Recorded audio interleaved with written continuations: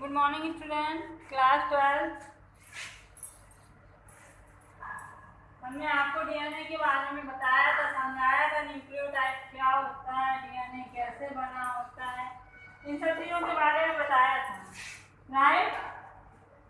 ठीक है, न्यूक्लियोटाइड्स क्या होते हैं, न्यूक्लियोटाइड क्या होते हैं। इसके बाद ये भी बताया था कि डीएनए एक पॉलीन्यूक्लियोटाइड है, उसके बारे में भी बताया था, लिखाया भी था। उसके बाद हरी डाल दीजिए वाटसन एवं क्रिक का डीएनए मॉडल। वाटसन एवं क्रिक का डीएनए मॉडल।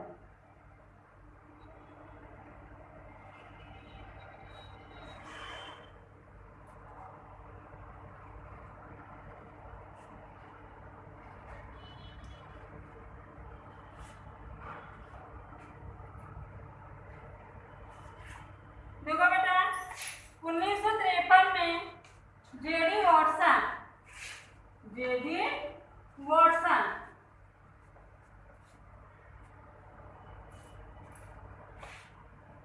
और FHC क्रिक,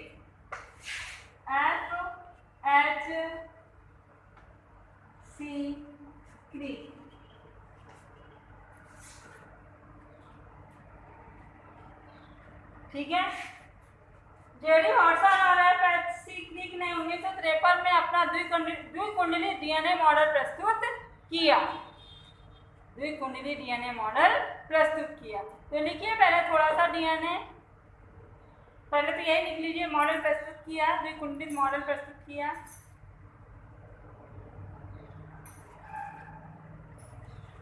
ठीक है, अब डाल दीजिए यानी उसी के आगे संरचना। तो देखिए संरचना ध्यान से कैसे बनी होती है, राइट।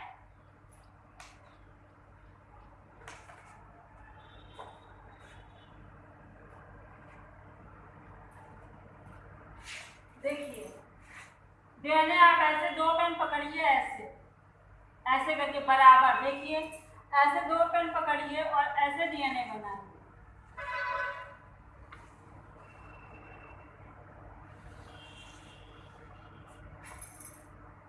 बन गया, राइट। ऐसे आपका डीएनए बनेगा।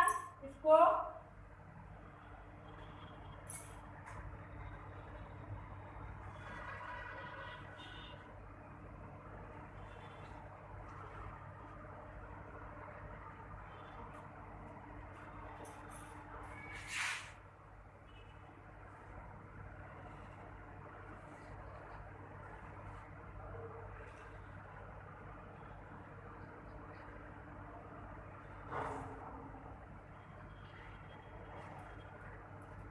देखो बेटा, डीएनए एक डबल हेलिक्स रचना होती है। हेलिक्स का मतलब होता है कुंडली की तरीके से, जैसे रस्सी देखिए, दो रस्सी ऐसे ऐसे ऐसे ऐठी हुई होती, बनी होती है ना, वैसे ही वो द्विकुंडली रचना होती है।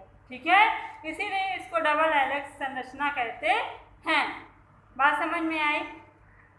डीएनए पॉलीन्यूक्लियोटाइड श्रृंखला होती है, यानी कि बहुत से पॉलीन्यूक्लियोटाइड्स से मिलकर के बनी होती है। आप ये कह सकते हो कि डीएनए द्विकुंडलित पॉलीन्यूक्लियोटाइड संरचना होती है। ठीक है, पॉलीन्यूक्लियोटाइड का मतलब बहुत सारे न्यूक्लियोटाइडों से मिलकर के बनी होती है। ठीक है, इसमें दो श्रृंखलाएं होती हैं, दोनों दक्षिणावर्त दिशा में घूमी होती है। इसमें दो श्रृंखला होती है और दोनों दक्षिणावर्त दिशा में घूमी होती है। बात समझ में आ रही है कि नहीं आ रही, बोलो। ठीक है, अब ध्यान से देखिए, दोनों ये कुंडलियां, एक ये और ये, इनका व्यास लगभग 20 एंगस्ट्रॉम होता है। ठीक, कितना होता है? 20 एंगस्ट्रॉम होता है बेटा। और ये हेलिक्स है, एक हेलिक्स से दूसरे हेलिक्स की दूरी जो है 34 एंगस्ट्रॉम होती है। कितनी होती है? 34 एंगस्ट्रॉम होती है। यहाँ पर न्यूक्लियोटाइड लगे होते हैं ऐसे।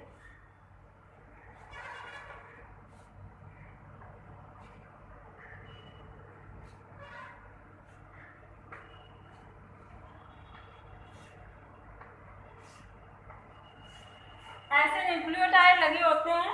एक न्यूक्लियोटाइड से दूसरे न्यूक्लियोटाइड की दूरी होती है 3.4 एंगस्ट्रॉम। कितनी होती है? 3.4 एंगस्ट्रॉम होती है। समझ में आ गई बात? क्लियर हो गया? इतनी दिक्कत कोई? अब देखिए इसमें अब ये बना कैसे था, मोरल समझा रहे हैं, फिर हम आपको लिखवाएंगे। देखो बेटा, ये तो बताया हमने कि दो रस्सियां ऐसे पकड़ के साथ में ऐड जो ऐसी रचना बनी होती है, यानी कि द्विकुंडलित रचना होती है, दो श्रृंखलाओं के न्यूक्लियोटाइड से मिलकर के बना होता है। इसका जो व्यास होता है वो 20 एंगस्ट्रॉम होता है। एक न्यूक्लियोटाइड से दूसरे न्यूक्लियोटाइड की दूरी कितनी होती है? 3.4 एंगस्ट्रॉम होती है। और एक हेलिक्स से दूसरे हेलिक्स की दूरी कितनी होती है? 34 एंगस्ट्रॉम होती है। इतनी बात समझ में आ गई कि नहीं आ गई? ठीक है। अब देखिए ये बने कैसे होते हैं बेटा, ध्यान समझिए। इसमें 4 न्यूक्लियोटाइड मिलकर बने होते हैं, एडेनिन, गुआनिन, थायमिन और साइटोसिन। ठीक है। एडेनिन जो है थायमिन के साथ जुड़ता है डबल बॉन्ड के द्वारा, गुआनिन साइटोसिन के साथ जुड़ता है ट्रिपल बॉन्ड द्वारा।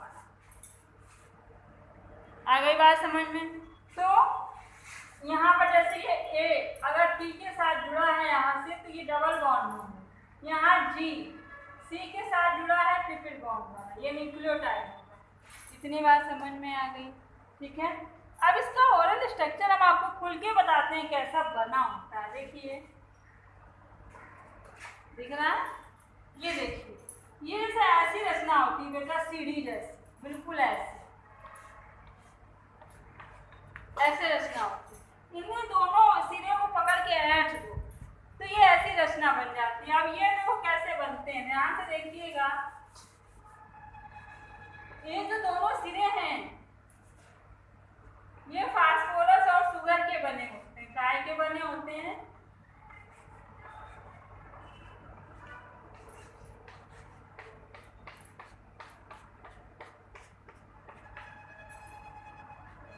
ऐसे बन गई सीढ़ी की नहीं बन गई? होती है ना सीढ़ी जैसी रचना, बताइए।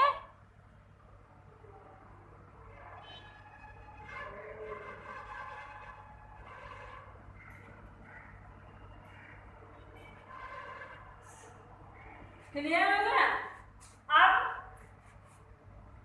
ये देखो शुगर पर जुड़े होते हैं, जैसे यहाँ ए टी के साथ जुड़ा डबल बॉन्ड है, तो ये पूरा एक न्यूक्लियोटाइड बना। ये फास्फेट, ये शुगर, ये नाइट्रोजन समाचार, एक न्यूक्लियोटाइड, दो न्यूक्लियोटाइड ऐसे। यहाँ पर आएंगे तो जी ट्रिपल बॉन्ड के द्वारा सी से जुड़ा रहेगा। समझ आ रहा है कि नहीं आ रहा है? यहाँ पे आएंगे तो फिर टी डबल बॉन्ड ए के द्वारा, ऐसे ही क्रम से जुड़े रहते हैं। बन गई सीढ़ी जैसी रचना। इस तरीके की ये संरचना होती है। क्लियर हो गया? अब ये देखो एक न्यूक्लियोटाइड, ये एक न्यूक्लियोटाइड, ये एक न्यूक्लियोटाइड, ये एक न्यूक्लियोटाइड।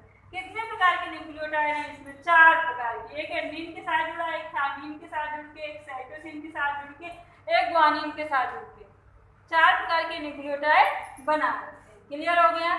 तो पहले थोड़ा सा लिख लीजिए, फिर आगे समझाते हैं। लिखिए, डीएनए प्रत्येक अणु दो कुंडलित पॉलीन्यूक्लियोटाइड श्रृंखलाओं का बना होता है। दोनों श्रृंखलाएं एक दूसरे से सर्पिल क्रम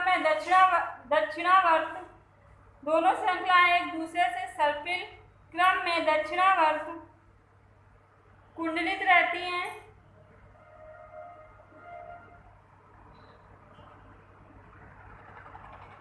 इस कुंडलित का व्यास 20 एंगस्ट्रॉम होता है। दूसरा एरो लगाइए और लिखिए,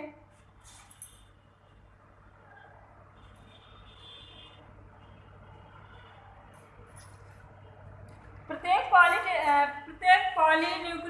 श्रृंखला में डीऑक्सीराइबोस शर्करा और फास्फेट समूह एकांतर क्रम में जुड़े रहते हैं। फास्फेट और शर्करा, डीऑक्सीराइबोस शर्करा और फास्फेट समूह एकांतर क्रम में जुड़े रहते हैं। क्लियर हो गया?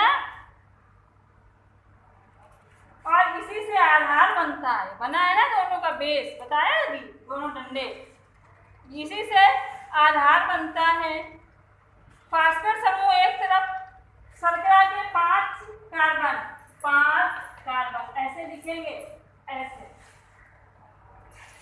ठीक है। फास्फेट समूह एक तरफ की शर्करा के 5 कार्बन से तथा दूसरी ओर 3 कार्बन पर एस्टर 3 कार्बन ऐसे लिखेंगे। ठीक है, समझ आ रहा है ना? हाँ,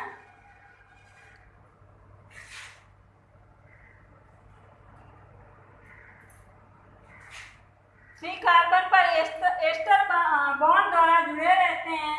एस्टर बॉन्ड द्वारा जुड़े रहते हैं, इसे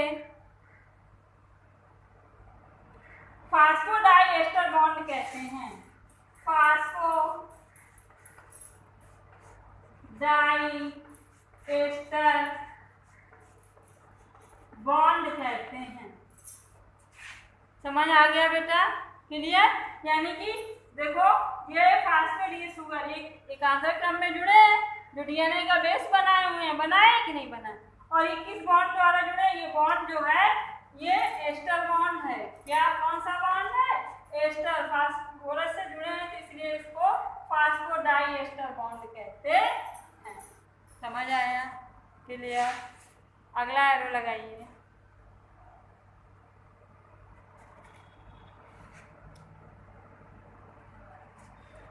दोनों श्रृंखलाओं की प्रत्येक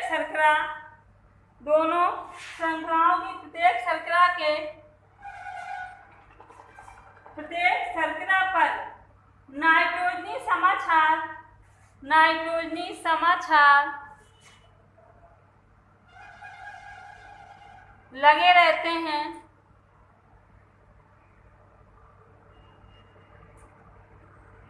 एक श्रृंखला पे प्यूरिन तथा दूसरी श्रृंखला पे पिरिमिडीन से हाइड्रोजन बॉन्ड द्वारा जुड़े रहते हैं।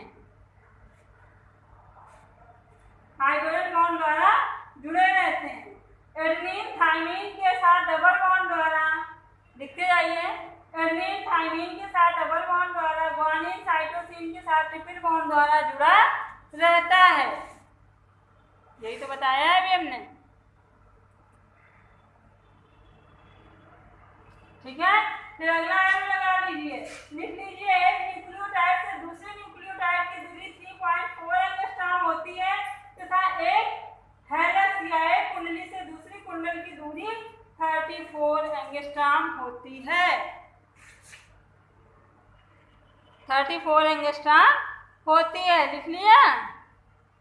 समझ आ रहा है? अब बात आती है कि कितने चक्र होते हैं? लगभग 10 चक्र होते हैं बेटा। ठीक है, तो 10 न्यूक्लियोटाइड होंगे। तो लिख लीजिए, एक श्रृंखला में 2 कुंडल से बने, ऐसे लिखिए, 2 कुंडल से बने डीएनए के एक अणु, डीएनए के एक चक्रण में 10 न्यूक्लियोटाइड के जोड़े होते हैं।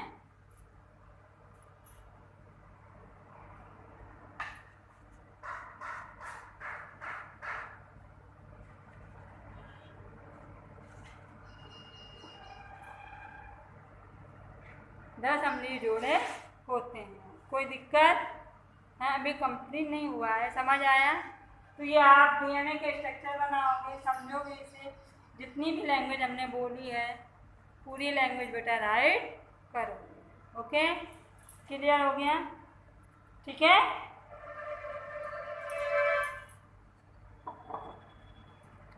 इसके आगे का टॉपिक तुम्हारा रहेगा। Okay, good day.